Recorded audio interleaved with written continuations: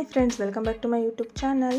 ನಾನಿವತ್ತು ಮೊಸರು ಸಾಂಬಾರು ಯಾವ ಥರ ಮಾಡೋದಂತ ನಿಮ್ಮ ಜೊತೆ ಶೇರ್ ಮಾಡ್ತಾಯಿದ್ದೀನಿ. ಈ ಸಾಂಬಾರು ಮುದ್ದೆ ಜೊತೆ ತುಂಬ ಚೆನ್ನಾಗಿರುತ್ತೆ. ಈ ಬೇಸಿಗೆಗೆ ತುಂಬ ತಂಪು ಕೂಡ. ಈ ಸೋರೆಕಾಯಿ ಯೂಸ್ ಮಾಡಿಕೊಂಡು ಮಾಡ್ತಾಯಿದ್ದೀನಿ. ಸೋರೆಕಾಯಿ ಮೇಲ್ಗಡೆ ಸಿಪ್ಪೆ ಪೀಲ್ ಮಾಡಿಬಿಟ್ಟು, ಜಾಸ್ತಿ ಪೀಲ್ ಮಾಡೋದೇನು ಬೇಕಾಗಿಲ್ಲ, ಸ್ವಲ್ಪ ಪೀಲ್ ಮಾಡಿಬಿಟ್ಟು ಮತ್ತು ಒಳಗಡೆ ಸೀಡ್ಸ್ ಇರುತ್ತಲ್ವ ಅದನ್ನು ಕೂಡ ರಿಮೂವ್ ಮಾಡಿ ಚಿಕ್ಕ ಚಿಕ್ಕದಾಗಿ ಕಟ್ ಮಾಡಿ ಇಟ್ಕೊಳ್ತಾ ಇದ್ದೀನಿ.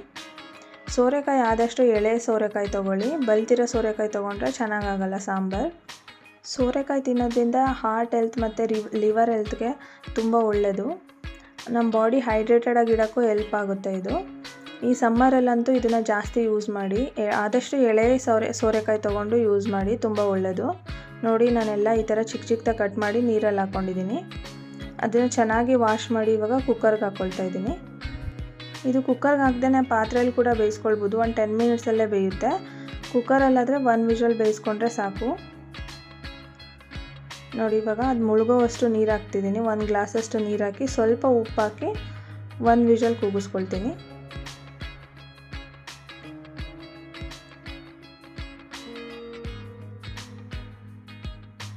ಇವಾಗ ಸೋರೆಕಾಯಿ ಚೆನ್ನಾಗಿ ಬೆಂದಿದೆ ನೋಡಿ. ಇದನ್ನು ಕಂಪ್ಲೀಟಾಗಿ ತಣ್ಣಗಾಗೋದಕ್ಕೆ ಬಿಟ್ಬಿಡಬೇಕು.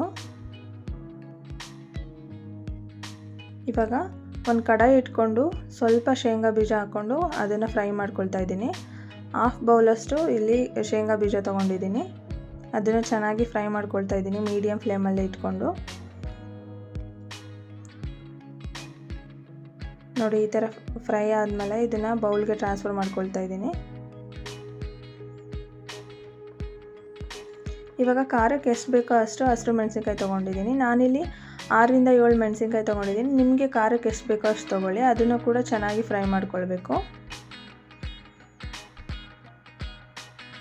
ಮೀಡಿಯಮ್ ಫ್ಲೇಮಲ್ಲಿ ಇಟ್ಕೊಂಡು ಚೆನ್ನಾಗಿ ಫ್ರೈ ಮಾಡ್ಕೊಳ್ಬೇಕು ಮೆಣಸಿನ್ಕಾಯಿನ. ಈ ಥರ ಫ್ರೈ ಮಾಡಿ ಯೂಸ್ ಮಾಡೋದ್ರಿಂದ ಆದಷ್ಟು ಅಸಿಡಿಟಿ ಆಗೋದಿಲ್ಲ. ಹಸಿದು ಮೆಣಸಿನ್ಕಾಯಿ ಯೂಸ್ ಮಾಡಬೇಡಿ, ಆದಷ್ಟು ಅವಾಯ್ಡ್ ಮಾಡಿ. ನೋಡಿ, ಇವಾಗ ಮೆಣಸಿನ್ಕಾಯಿ ರೆಡಿಯಾಗಿದೆ. ಇಲ್ಲಿ ಒಂದು ಬೌಲಲ್ಲಿ ಅರ್ಧ ಬೌಲಷ್ಟು ನಾನು ತೆಂಗಿನಕಾಯಿ ತುರಿ ತೊಗೊಂಡಿದ್ದೀನಿ. ಒಂದು ಮಿಕ್ಸರ್ ಜಾರ್ಗೆ ತೆಂಗಿನಕಾಯಿ ಹಾಕ್ಕೊಂಡಿದ್ದೀನಿ. 1 ಬೆಳ್ಳುಳ್ಳಿನ ಸಿಪ್ಪೆ ಸುಲ್ದು ಹಾಕ್ಕೊಂಡಿದ್ದೀನಿ. ಹುರಿದಿರೋ ಶೇಂಗಾ ಬೀಜ ಕೂಡ ಹಾಕ್ಕೊಳ್ತಾ ಇದ್ದೀನಿ. 1½ ಸ್ಪೂನಷ್ಟು ಜೀರಿಗೆ ಹಾಕ್ಕೊಂಡಿದ್ದೀನಿ. ಅರ್ಧ ಸ್ಪೂನಷ್ಟು ಅರಿಶಿನ ಮತ್ತು ಫ್ರೈ ಮಾಡ್ಕೊಂಡಿದ್ವಲ್ಲ ಗ್ರೀನ್ ಚಿಲ್ಲಿ, ಅದನ್ನು ಕೂಡ ಹಾಕ್ಕೊಂಡಿದ್ದೀನಿ. ಸ್ವಲ್ಪ ಕೊತ್ತಂಬರಿ ಸೊಪ್ಪು ಹಾಕ್ಕೊಂಡಿದ್ದೀನಿ.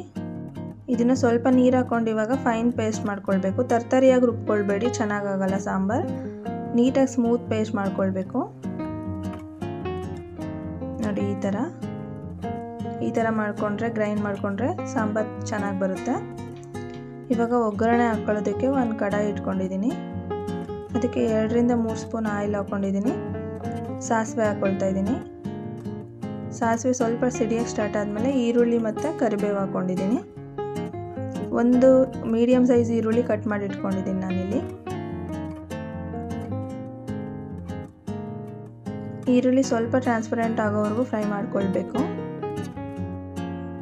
ಈರುಳ್ಳಿನ ಜಾಸ್ತಿ ಬ್ರೌನ್ ಕಲರ್ ಆಗೋವರೆಗೂ ಫ್ರೈ ಮಾಡೋ ಅವಶ್ಯಕತೆ ಇಲ್ಲ, ಸ್ವಲ್ಪ ಫ್ರೈ ಮಾಡಿಕೊಂಡ್ರೆ ಸಾಕಾಗುತ್ತೆ. ಈ ಒಗ್ಗರಣೆನೂ ಕೂಡ ರೆಡಿ ಆದಮೇಲೆ ಕಂಪ್ಲೀಟಾಗಿ ತಣ್ಣಗಾಗೋದಕ್ಕೆ ಬಿಡಬೇಕು. ಇದನ್ನು ಮೊಸರಿಗೆ ಮಿಕ್ಸ್ ಮಾಡೋದ್ರಿಂದ ನಾವು ಯಾವುದನ್ನು ಒಗ್ಗರಣೆನ ಆಗಲಿ ಬೇರೆ ಏನೇ ನಾವು ಹಾಕಿದ್ರೂ, ಬೇಯಿಸಿರೋ ಸೋರೆಕಾಯಿ ಆಗಲಿ ಯಾವುದನ್ನು ಬಿಸಿದನ್ನೇ ಮಿಕ್ಸ್ ಮಾಡೋಕ್ಕೆ ಹೋಗಬಾರ್ದು. ನೋಡಿ, ಇವಾಗ ಇದು ರೆಡಿಯಾಗಿದೆ. ಇದನ್ನು ತಣ್ಣಗಾಗೋದಕ್ಕೆ ಬಿಟ್ಟಿದ್ದೀನಿ.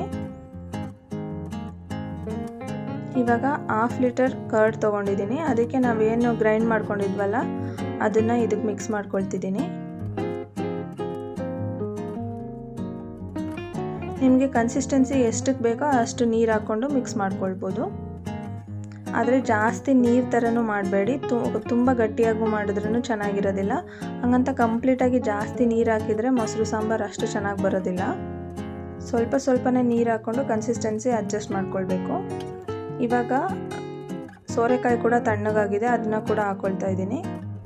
ಈ ಸೋರೆಕಾಯಿ ಪ್ಲೇಸಲ್ಲಿ ನೀವು ಜವಳಿಕಾಯಿ ಕೂಡ ಬೇಯಿಸಿ ಹಾಕ್ಕೊಳ್ಬೋದು ಮತ್ತು ಬದನೆಕಾಯಿ ಕೂಡ ಹಾಕ್ಕೊಳ್ಬೋದು. ನಿಮಗೆ ಜವಳಿಕಾಯಿ ಇಷ್ಟ ಆದರೆ ಜವಳಿಕಾಯಿ, ಬದನೆಕಾಯಿ ಇಷ್ಟ ಆದರೆ ಬದನೆಕಾಯಿ ಹಾಕ್ಕೊಳ್ಳಿ. ಬಟ್ ಸಮ್ಮರಲ್ಲಿ ಮಾಡೋದಿದ್ರೆ ಸೋರೆಕಾಯಿ ಯೂಸ್ ಮಾಡಿ ಮಾಡ್ಕೊಳ್ಳಿ, ತುಂಬ ಹೆಲ್ತ್ ಬೆನಿಫಿಟ್ಸ್ ಇದೆ ಅದಕ್ಕೋಸ್ಕರ. ನೋಡಿ, ಒಗ್ಗರಣೆ ಕೂಡ ತಣ್ಣಗಾಗಿದೆ. ಇವಾಗ ಅದನ್ನು ಕೂಡ ಹಾಕಿ ಮಿಕ್ಸ್ ಮಾಡ್ಕೊಳ್ತೀನಿ.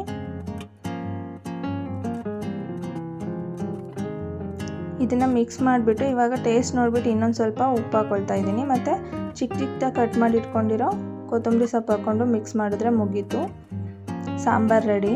ತುಂಬ ಈಸಿಯಾಗಿ ಬೇಗ ಮಾಡ್ಕೊಳ್ಬೋದು. ಟೇಸ್ಟ್ ಅಂತೂ ತುಂಬ ಚೆನ್ನಾಗಿರುತ್ತೆ. ಮುದ್ದೆ ಜೊತೆ, ಅನ್ನ ಜೊತೆ, ಎಲ್ಲದ್ರ ಜೊತೆನೂ ತುಂಬ ಚೆನ್ನಾಗಿರುತ್ತೆ.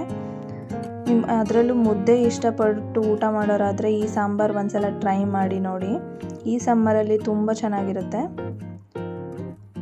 ನನ್ನ ಚಾನಲ್ ಯಾರ್ಯಾರು ಸಬ್ಸ್ಕ್ರೈಬ್ ಮಾಡ್ಕೊಂಡಿಲ್ಲ ಸಬ್ಸ್ಕ್ರೈಬ್ ಮಾಡ್ಕೊಳ್ಳಿ. ನಾನು ಹಾಕೋ ಎಲ್ಲ ವೀಡಿಯೋಸ್ ನಿಮಗೆ ನೋಟಿಫಿಕೇಷನ್ ಬರುತ್ತೆ. ನಿಮ್ಮ ಫ್ರೆಂಡ್ಸ್ ಆ್ಯಂಡ್ ಫ್ಯಾಮಿಲಿ ಜೊತೆ ಕೂಡ ಶೇರ್ ಮಾಡಿ. Thanks for watching.